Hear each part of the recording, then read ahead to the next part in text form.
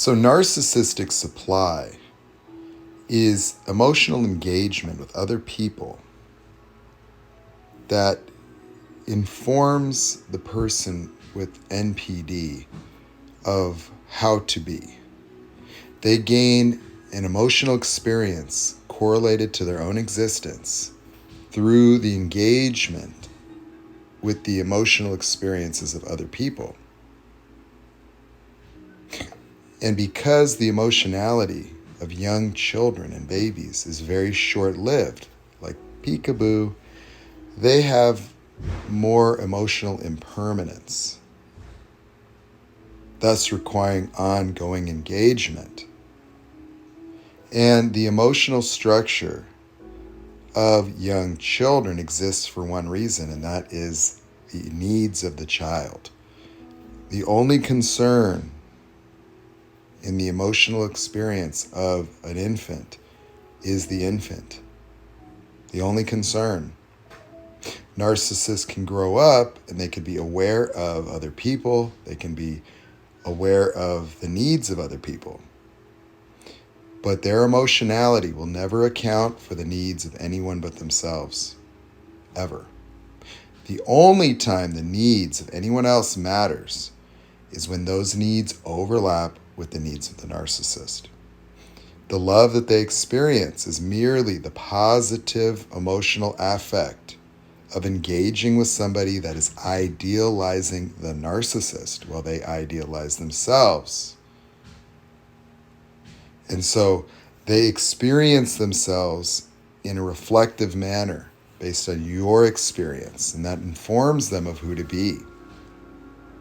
It is why they have real trouble being around people that are present and not displaying any outward emotion towards them. They can lose themselves. They can be very uncomfortable because they will be completely unsure of who to be or how to be in order to relate to you. And so if there is no emotional experience offered, they can be confused or lost feeling. They won't really have a way of relating to that experience. And they may engage in behaviors in an effort to get some kind of emotion out of you to quell their own confusion, their own inability to experience themselves fully, that they will be cognitively alive and aware, but without any context, without any understanding, without any purpose, without any reason. That without narcissistic supply, then what am I? Who am I? What am I supposed to do right now? Who am I supposed to be? And so the patterns that exist in many of the relationships are often because the narcissist is dependent on the other person to suspend them in a positive emotional state. And unknown to you, any deviation in your own emotion, like you had this honeymoon experience, right? Well, now you're a normal person. The feelings start to die down. When your emotion changes, so does theirs. That they're not feeling as wonderful as they did initially. And then you have a bad day, and then you come home, and then it's like something's wrong here. And they feel it, and they devalue, and they're always having to work in preservation of a false reality. Always having to prevent a collapse. And so this is why they are parasitic, is that whatever state they're in, whatever it is, they need constant engagement, whether they're in a victim state, whether they are in a grandiose state. Whatever it is, it needs to be acknowledged, needs to be recognized, it needs to be assimilated into your reality, it needs to be related to, and it needs to be related to emotionally. And this is how they have to exist in relationships, and this is the reason for relationships, that any relationship that a narcissist has will be for this purpose, because this is survival. This is how they exist. This is how they bring and maintain themselves in being. That we get to be in being because we have a personality structure that does this automatically, that has permanence with memories and more profound emotions emotional states that are recreated from the past that give us who we are today. And so with all this structure that automatically gives us stuff, these people don't have all of that. And so they have to rely on engagement because they don't have the normal structures of personality. And so since they have underdeveloped emotions, a lot of their behaviors do not have the backing of the feelings that you would normally associate with those behaviors, like whether they are being disapproving or being irate or angry. It is most likely in all those instances that they don't actually feel the way that you think they feel.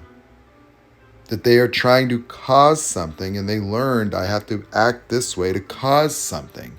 And for them it's real. But they may not know even what the feelings that would normally be experienced are like. That they learned how to navigate the world by understanding the behaviors of other people. Understanding what sadness and happiness and all these things look like. But many of these emotions are not available to them. And that's why it's a false self. That they don't have even an emotional connection to the things they believe or think or their philosophies. That they don't have any ambition towards just naked objectivity or truth. Whatever their truth is conspired in support of a false self. And they will reframe the truth. They will transform anything that they get from the outside world into something to help plaster this false narrative of themselves and the reality they live within. And so there's no debating them in this way. They don't care about your ideas. As long as your ideas don't help them, it makes no difference to them. If they're talking to you and they want to know what you think, they don't really care what you think.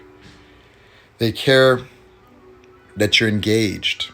They care that they can conversate and modify the tone and direction of the conversation and control it and get supply and engagement and grandiositize themselves by your attention. They want to be seen and known as a particular way of existing, and they need you to see and recognize this in order for them to be able to experience it as real and valid. And so when you think you're talking to this person, you may be intrigued and interested in what they say and what they think, failing to recognize that what they say and think is eloquent, is beautiful, is creative, is effusive.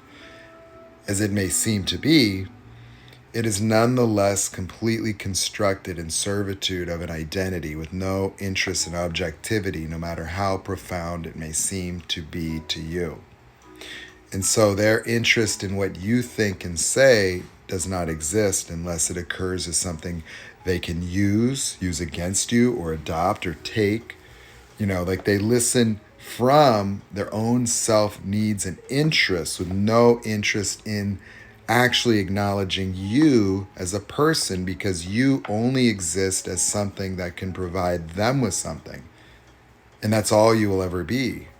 And they have no capacity to see you any other way. That is all you would be, is a source of supply, a source of ideas or energy or inspiration, a source of services or structure. You're providing something to them. And that's something you provide.